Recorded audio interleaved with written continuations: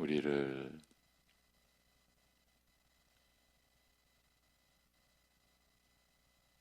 아무런 조건도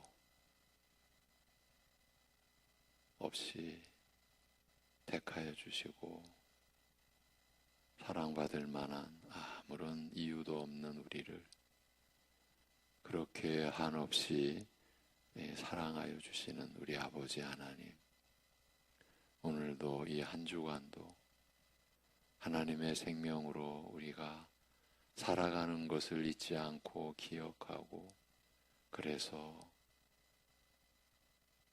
아무리 어렵고 힘든 상황이 주어진 이 그런 처지에서도 세상이, 육신이 그 처지가 줄 수 없는 하나님, 우리 주님만이 주실 수 있는 기쁨과 평안으로 살아갈 수 있도록 우리의 심령과 우리의 믿음을 붙들어 주시고, 또한 우리의 한 걸음 한 걸음 인도하여 주시옵소서.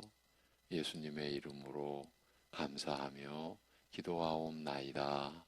아멘. 로마서 8장 10절에서 13절입니다.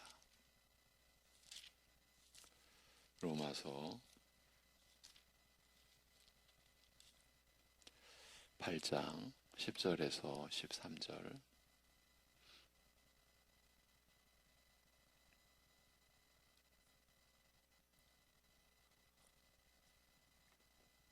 같이 보십니다. 10절에서 13절. 또 그리스도께서 너희 안에 계시면 몸은 죄로 말미암아 죽은 것이나 영은 의로 말미암아 살아있는 것이니라. 예수를 죽은 자 가운데서 살리신 이의 영이 너희 안에 거하시면 그리스도 예수를 죽은 자 가운데서 살리신 이가 너희 안에 거하시는 그의 영으로 말미암아 너희 죽을 몸도 살리시리라. 그러므로 형제들아, 우리가 빚진 자로 돼 육신에게 져서 육신대로 살 것이 아니니라. 너희가 육신대로 살면 반드시 죽을 것이로되 영으로서 몸의 행실을 죽이면 살리니. 아멘. 본문을 다시 한번 들어보시기 바랍니다. 만일 그리스도께서 우리 안에 거하시면 이 몸은 죄로 말미암아 죽은 것이나 성령께서 의로 말미암는 생명이 되시니라. 만일 예수를 죽은 자들 가운데서 일으키신 이의 영이 너희 안에 거하시면 그가 너희 안에 거하시는 그의 영을 통하여 너희 죽을 몸도 살리시리라. 그러므로 형제들이여, 우리는 육에 빚진 자여서 육을 따라 살아야 하는 것이 아니라 만일 너희가 육을 따라 살면 죽을 것이나 만일 성령으로 몸의 행실을 죽이면 살리라. 이렇게 말씀을 합니다. 우리 신자를 가리켜 너희는 육 안에 있지 않다. 이게 이제 로마서 8장의 기록입니다. 너희는 육 안에 있지 않다. 즉 이런 육에 속하여 육의 성향과 지배에 얽매인 자가 아니라고 말합니다. 부패한 육적 성품의 성향과 그 지배에 매여 있는 자가 아니다. 신자는 비록 신자 역시 그 육의 그 부패한 성품의 유혹과 충동으로 시험을 받아 육과 갈등을 겪거나 싸움을 벌이기도 하며 때로는 실패를 겪기도 하지만 더 이상 육에 얽매여서 그 지배 아래에 있지는 않다는 뜻입니다. 우리 믿는 자는 그러니까 원칙적으로 성령 안에 있는 자라, 즉 성령에게 속하여 그의 다스림과 그 역사의 영역 안에 머무는 자라고 말합니다. 우리가 말씀을 받는다고 할 때 하나님께서 이루신 일을 말씀으로 기록해서 우리에게 주신 그 은혜를 받는 것이다 라는 뜻 아닙니까? 그런데 이 로마서 8장에 해서 이렇게 주어져 있는 말씀을 우리가 잘 못 봤죠. 사실은 잘 못 깨닫는다. 먼저는 이렇게 말해도 크게 무리는 아닐까, 무리는 아니지 않을까. 우리의 현실을 보면 그렇습니다. 그러니까 우리는 육에 속한 자가 아니다. 육 안에 있지 않다. 성령에게 속하여 성령의 다스림의 영역 안에, 또 성령의 그 역사하시는 그 안에 우리는 머무는 자다. 이 하나님께서 이렇게 우리에게 말씀하여 주시는 겁니다. 더 나아가서 우리 믿는 자가 성령 안에 있다고 할 때 그 뜻이 참으로 깊고 풍성함을 알리되, 성령께서 우리 신자 안에 거하시는 은혜로운 일, 그 성령의 내주하심과 연결되어 있다고 밝힙니다. 성령께서 우리 믿는 자 안에 영원히 함께 거하시면서 그의 복된 다스림으로 우리를 다스리시는 것입니다. 신자는 이 은혜 안에 사는 것이라는 뜻이죠. 이런 성령의 내주하심을 가리켜 또 성령을 소유하는 것이라고 말합니다. 참 우리로서는 할 수 없는, 감당할 수 없는 그런 말이죠. 우리가 하나님의 영을 우리가 소유한다. 하나님이 그렇게 하셨고 그렇게 허락하셨으니까 결과적으로 우리는 그래서 그렇게 고백하는 것이죠. 우리 믿는 자는 성령을 받는다고 합니다만, 바로 성령께서 우리 안에 영원히 거하시는 그 은혜를 두고 하는 말이죠. 우리 신자 안에 거하시는 성령과 그가 우리 안에서 행하시는 일이 그리스도와 그가 행하시는 일과 뗄 수 없이 연결되어 하나인지라 성령을 가리켜 그리스도의 영이라고도 하며, 이런 그리스도의 영을 소유하는 것은 바로 그가 그리스도의 소유라는 사실을, 말하자면 그가, 우리 신자인 우리가 그리스도에게 속한 사실을 증명하는 증거라고 말합니다. 그러니까 성령께서 우리 안에 내주하여 계시는 것이 우리가 그리스도에게 속한 사실을 증명하는 증거다라는 겁니다. 이런 사실은 성부와 성령의 관계에도 적용되는지라, 앞에서는 성자와 성령의 관계로 말씀을 드렸죠. 이런 사실은 성부와 성령의 관계에도 적용되는지라, 오늘 말씀에서 성령, 그리스도의 영, 하나님의 영이라는 표현을 서로 구별하지 않고 사용하고 있습니다. 성령과 그리스도의 밀접한 관계를 들어 말하되, 성령의 내주하심은 그리스도께서 우리 안에 거하심과 분리되지 않고 하나라. 즉 성령께서 내 안에 거하시는 것은 바로 그리스도께서 내 안에 거하시는 것과 다르지 않으며, 따라서 성령이 그 안에 거하시는 신자의 경우 비록 몸은 죄로 말미암아 죽은 상태에 있으나 저희 안에 거하시는 성령께서 의로 말미암는 생명이 되신다고 말합니다. 죄인으로 하여금 의롭다 여김받게 하는 그리스도의 은혜로 말미암아 성령께서 죄로 죽은 자를 살리시는 일을 하신다는 뜻이에요. 이 로마서 3장부터 기록된 이 복음의 은혜가 이제 이 8장에서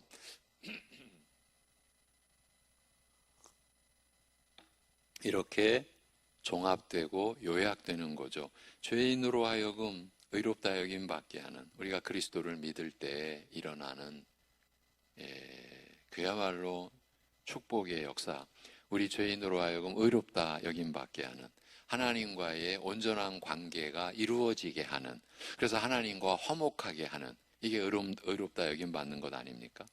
죄인으로 하여금 그 의롭다 여김 받게 하는 그리스도의 은혜로 말미암아 성령께서 죄로 죽은 자를 살리시는 일을 하신다는 뜻입니다.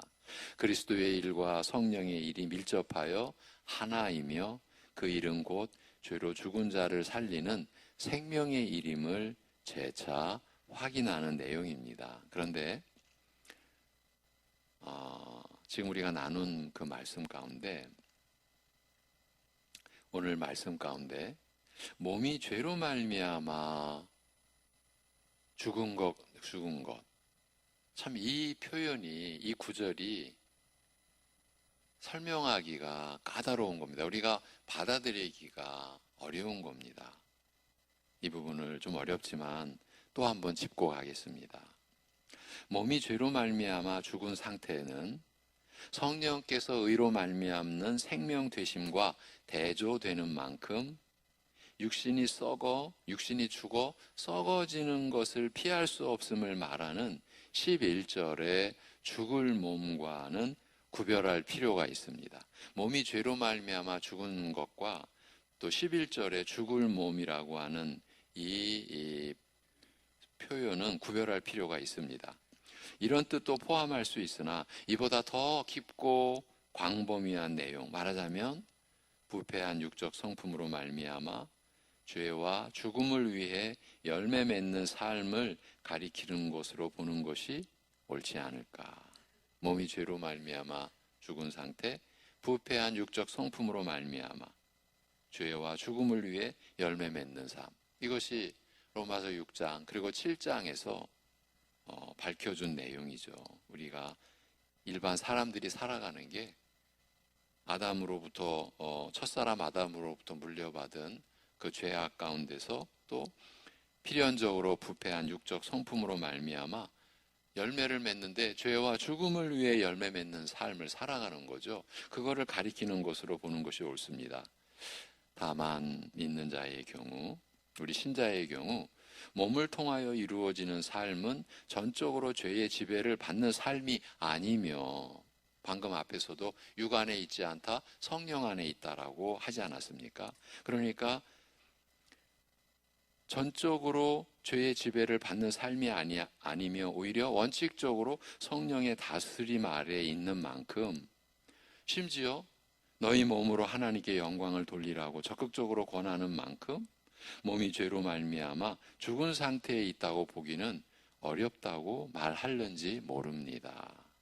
이제 이런 점이 부담이 된다면 죄로 말미암아 죽은 몸이라는 표현이 죽음을 피할 수 없는 육신을 뜻하는 것으로 볼 수 있을 것입니다. 11절의 내용대로 죽음을 피할 수 없는 육신을 뜻하는 것으로 볼 수 있다는 겁니다. 그리고 성령께서 의로 말미암는 생명 되심을 말하는 다음 부분과의 대조가 약간 어색하게 되는 그 약점은 모든 사람이 신자까지도 겪게 되는 죽음의 일이, 그러니까 죽음을 피할 수 없는 육신이라는 거죠. 그 죽음의 일의 대표적인 예로서 육신의 죽음을 언급한 것으로 이제 설명할 수 있을 것입니다.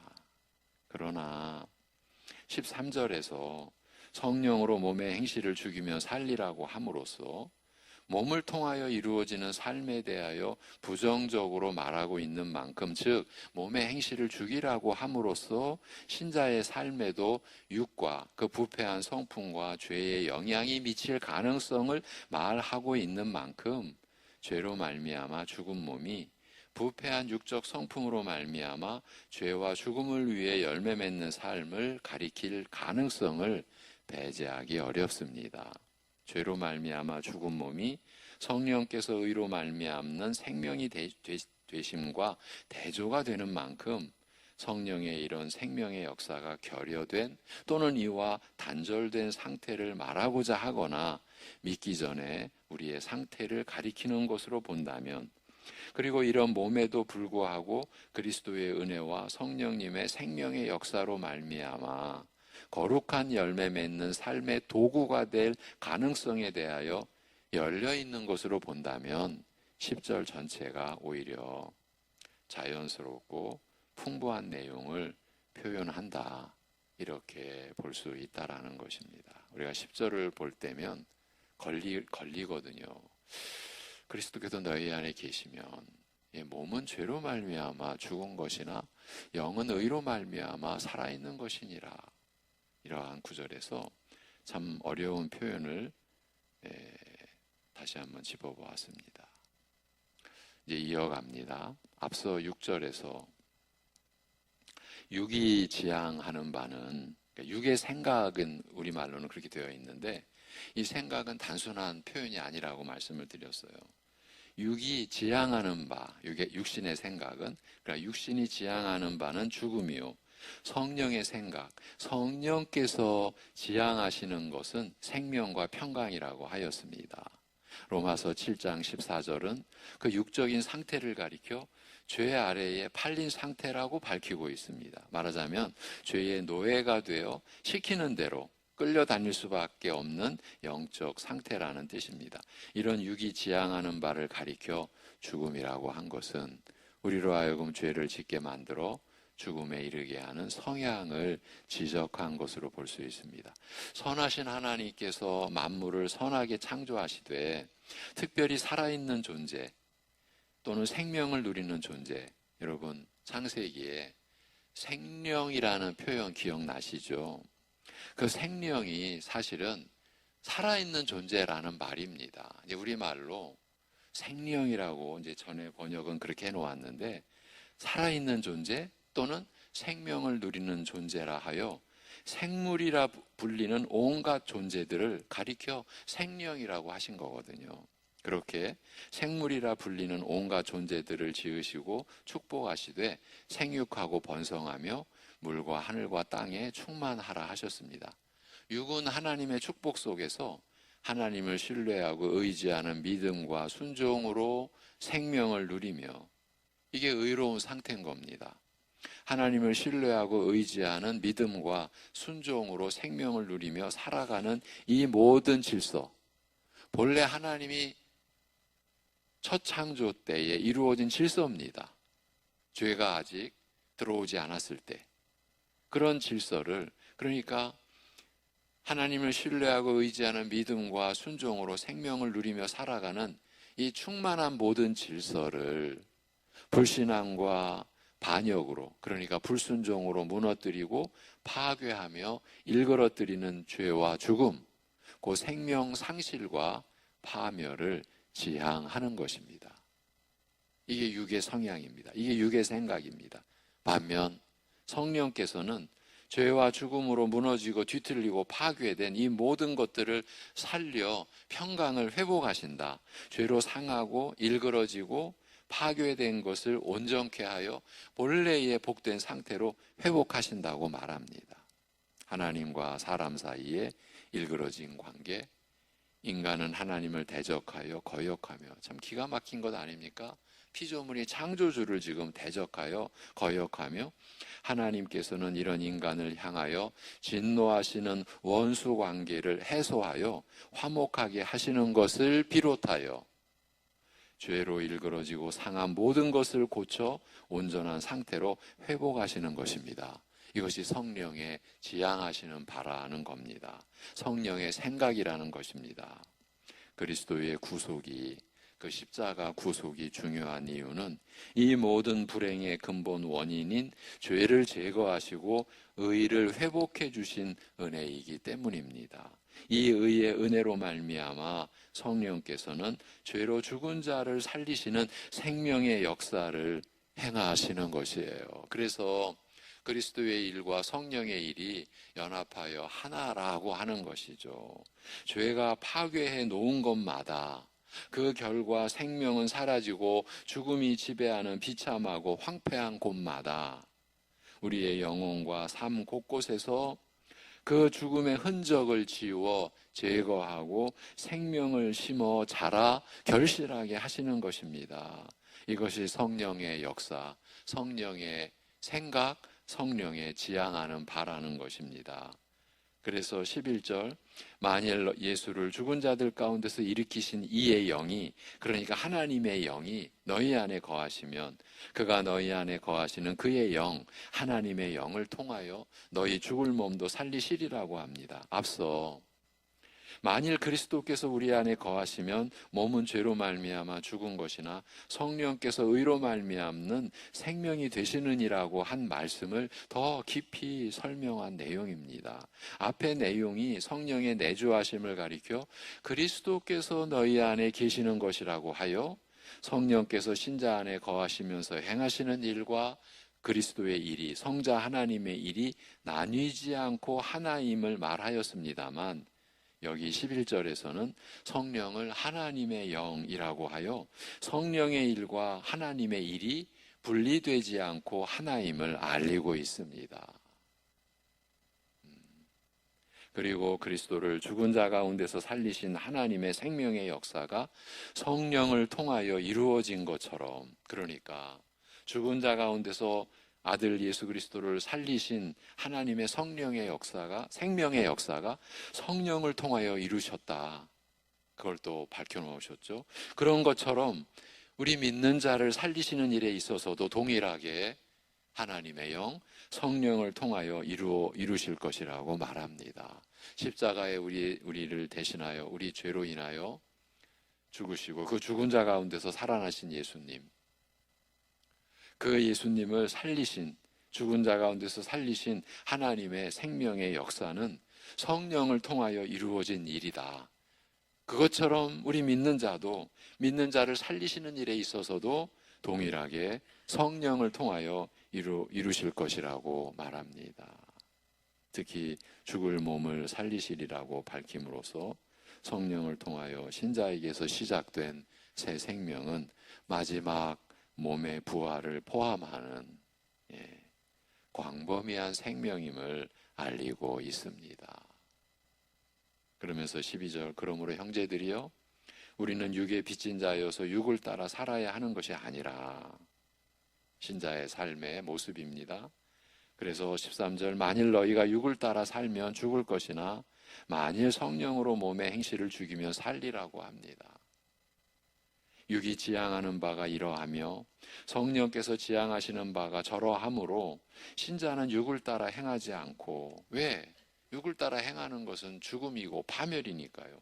오직 성령을 따라 그 죄가 이루어낸 그 모든 죽음과 파멸의 것을 회복시키시는 성령님을 따라 살아가야 하는 것이죠. 그러므로 형제들이여 우리는 육에 빚진 자여서 육을 따라 살아야 하는 것이 아니라고 합니다. 마치 육에 빚진 자처럼, 마땅히 빚진 자로서 그렇게 살아야 하는 것처럼 육을 따라 죄와 죽음을 위해 열매 맺는 삶을 사는 게 아니다. 이제 우리 신자들은 그렇게 살게 되어 있지 않다. 믿는 자는 육 안에 있지 않으므로, 즉 육에 속하여 그것에 얽매여 있지 않으므로 마치 육에게 빚진 자처럼 더 이상 육을 따라 그 부패한 성품이 이끄는 대로, 죄가 이끄는 대로, 죽음과 사단이 이끄는 대로 그렇게 육을 따라 살아야 하는 처지에 있지 않음을 일깨워 주는 말씀입니다. 이제 우리 신자는 육에 속하여 죄의 지배를 받는 자가 아니요 오히려 죄로 말미암아 죽은 우리를 살리시되 죄의 얽매임에서 풀어 자유하게 하시는 성령께 속하였으므로 더 이상 육에 얽매이지 않아도 되는 것입니다. 우리가 받는 말씀이 이렇습니다. 13절, 만일 너희가 육을 따라 살면 죽을 것이나 만일 성령으로 몸의 행실을 죽으면 살리라. 로마서 6장부터 우리 신자의 삶의 형태가 어떻게 이루어지는지를 또 확인해 주는 내용이다. 이렇게도 볼 수가 있어요. 우리가 그리스도와 함께 죄에 대하여 죽은 자라고 했잖아요. 그건 이미 이루어진 일이에요. 그런데 그 일이 우리에게 적용될 때는 우리가 죄에 대하여 죽은 자로 여기는, 내가 죄에 대하여 살아있는, 그러니까 죄와 벗하며 죄와 함께 살아가는 존재가 아니라는 거죠. 왜? 죄에 대하여 죽었으니까 그렇게 우리가 여겨야 한다라는 거죠. 여기서도 그런 겁니다. 성령으로 몸의 행실을 죽여야 하는 거죠. 그렇게 되어 있으니까, 우리가 성령 안에 속해 있으니까. 그럼에도 불구하고, 즉 육을 따라 살지 않아도 되는 처지가 되었고 그 길이 열려 있음에도, 이 하나님이 우리를 위해 이루신 일이에요. 그 길이 열려 있음에도 불구하고 만일 너희가 육을 따라서 산다면 죽음의 불행을 면치 못할 것이라고 경계합니다. 그리스도의 은혜는 완전하여 모든 죄를 사하는 만큼 신자를 죄를 짓는 것에 전전긍긍할 필요가 없다. 심지어 죄를 지어도 무방하다고 말하는 이들이 없지 않습니다. 복음은 죄를 회개하는 자에게 무한한 용서의 사랑과 은혜가 베풀어질 것을 약속할 뿐이며, 죄의 대가가 죽음이라 죄는 죽음이라는 멸망을 초래한다는 원칙을 결코 폐하거나 부인하지 않습니다. 여러분, 우리가 믿음을 가졌다라고 해서 그 믿음이 율법을 폐하지 않습니다. 율법이 살아있어야 믿음이 성립이 되는 겁니다. 육을 따라 사는 것은 반드시 죽음에 이르게 될 것이기 때문에 신자를 향하여 단순히 성령을 따라 살아가라고만 하지 않고 육을 따르지 말고 성령을 따라 살아가라고 명하는 것입니다. 그러니까 그리스도의 은혜는 완전하여 모든 죄를 사하는 만큼 신자는 죄를 짓는 것에 전전긍긍할 필요가 없다. 심지어 죄를 지어도 무방하다고 말하는 이들이 없지 않은데 큰일 날 사람들입니다. 실제로 교회 안에 그런 무리들이 있습니다. 그 무리들은 성경에서 명령형으로 기록된 말을 하나도 받지 않는다. 이렇게까지 보셔도 됩니다. 명령형을 안 받아요. 하나님이 다 이루셨다. 이제 우리는 육 안에 있지 않다. 성령 안에 있다. 그러니 성령을 따라 행하라. 이런 명령은 이제 필요 없다. 큰일 날 사람들입니다. 자기도 멸망해. 다른 사람도 멸망해. 그 지도자가 죽었어도 우리가 알기로는 자살을 합니다. 그 지도자가. 그런 지도자 중에 한 명이. 그 무리들은요, 지금도 이제 우리 교회에도 그런 무리가 속해 있을 수도 있어요. 왜? 밝히지 않으니까. 그렇다면 그들은 와서 예배는 드립니다. 그리고 자기들끼리 또 모여서 그렇게 죽은 자기들 지도자의 옛날 녹화된 거 그걸 보고 들으면서 다시 예배를 드립니다. 이거 제가 지어내는 말이 아닙니다. 제 동기 목사의 섬기는 그 교회에도 그런 무리가 있었습니다. 결국은 그들은 그 당회가 그 목사가 경계시키고 인도해도 말 안 듣습니다. 그리고 결국은 나가게 됩니다. 너무 불행한 일입니다. 그러니까 이 말씀이 잘못 들어와 있다라는 것만큼 이 어렵고 참담하고 불행한 일이 없어요. 그분들은 교회 안에서도 말씀을 듣지 않습니다. 안 받습니다. 저도 겪어온 일이고요. 우리 교회 안에도 있었던 일이고 지금도 일어나고 있는 일이다라고 해야 어쩌면 안전할지 모르겠습니다. 왜? 그 영혼을 불쌍히 여겨야 하니까요. 자, 이제 마무리하겠습니다. 오히려 우리 신자는 육에 속하지 않고 성령에 속한 만큼 성령으로 몸의 행실을 죽이는 삶을 사는 가운데서 죄로 죽은 자를 살리시는 성령의 생명의 역사를 지속적으로 누리게 될 것이며 마지막 부활에 이르게 되리라고 말합니다. 이것이 성경의 기록입니다. 다만 믿음은 맹목적이고 기계적인 확신과는 달리 인격적이어서, 그러니까 기계적으로 이루어진 일이 자동적으로 우리에게 은혜로 베풀어지는 그런 일은 없어요. 우리가 은혜를 받아 누린다는 것은 맹목적이고 기계적인 확신이 아니라 인격적이어서 하나님에 대한 신뢰와 맡김과 의지, 하나님에 대한 사랑, 그리고 순종에 대한 간절한 바람과 함께하며 육을 따르지 않고 성령을 따라 살아가는 일은 연약한 우리의 사정을 아뢰어 호소하며 은혜와 긍휼을 구하는 간절한 기도 속에서 이루어지는 것입니다. 여러분이 지금 살아가고 있는, 경험하고 있는 그 삶을 이렇게 말씀해 놓은 것입니다. 오늘 여기까지 하겠습니다. 기도하겠습니다. 하나님 아버지,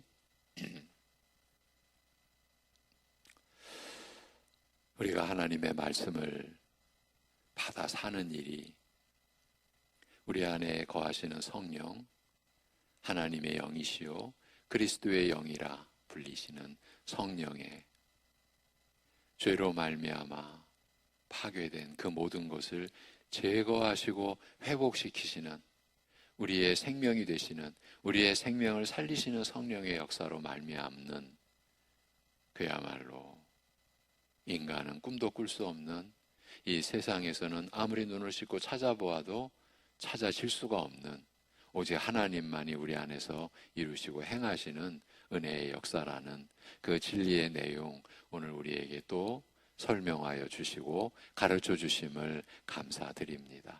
우리가 성령 안에 있게 되었사오니 성령을 따라 오늘도 우리의 연약함을 간절히 아뢰고 호소하고 우리를 인도하시는 주님의 뜻을 구하고 그 주님의 뜻을 어제 깨달았다고 해서 오늘도 기계적으로 우리에게 주어지는 것이 아니라 오늘도 또 새롭게 변화되는 환경 속에서 하나님의 온전하시고 기뻐하시고 선하신 뜻을 찾는 그러한 의지와 말씀에 순종하고자 하는 열심 있는 마음을 가지고 주님을 따라가는, 그러기 위해서 자기를 부인하고 자기를 신뢰하고 자기를 의지하는 모든 것을 버리고 제 십자가를 지고 오늘도 우리가 주님을 따르는 제자의 길, 신자의 길 갈 수 있게 하여 주시옵소서. 세상이, 우리 육신이 여전히 그러한 성령을 따르는 선한 성향을 회방하고 또 마음을 혼란케 하고 의문과 의심을 주는 그러한 갈등의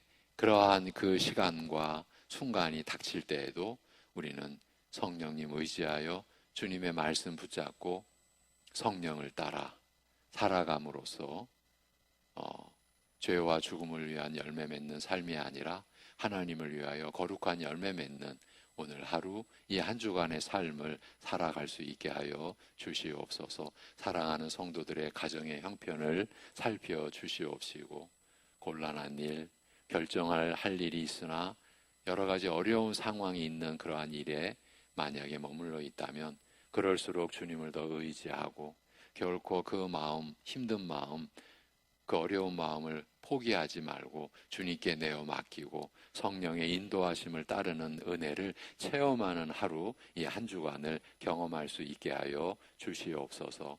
우리의 연약함까지도 다 주께 의탁하옵고 회복해 하시는 주님의 은혜를 구하오며 우리 주 예수 그리스도의 이름으로 기도하옵나이다. 아멘.